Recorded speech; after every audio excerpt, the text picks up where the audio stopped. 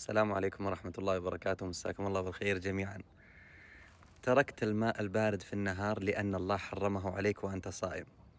تركت الشاي، تركت العصير، تركت الحليب، تركت اللبن، تركت الرز، تركت الخبز، تركت كل المأكولات ما لذ منها وطاب، لأن الله حرمها عليك أثناء الصوم.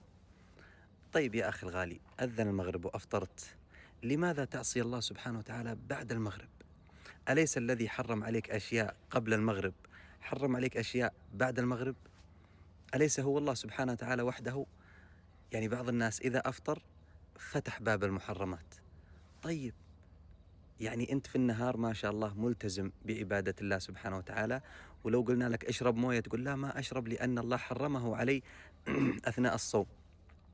اشرب لبن تقول لا لا لا لا لأنه يفسد علي الصوم وهذا حرام. كل هذا طاعة لله سبحانه وتعالى، وهذا تشكر عليه. لكن فكر فيها شوي، بعد المغرب أليس الله سبحانه وتعالى حرم عليك أشياء بعد المغرب في الليل؟ يعني الذي حرم عليك أشياء بعد المغرب هو الذي حرم عليك أشياء قبل المغرب. فطالما أنك التزمت هنا التزم هنا، وهذه هي التقوى التي يريدها الله سبحانه وتعالى منك في رمضان. يا أيها الذين آمنوا كتب عليكم الصيام كما كتب على الذين من قبلكم لعلكم تتقون.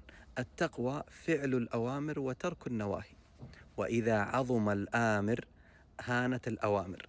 أسأل الله سبحانه وتعالى أن يوفقنا وإياكم بتوفيقه.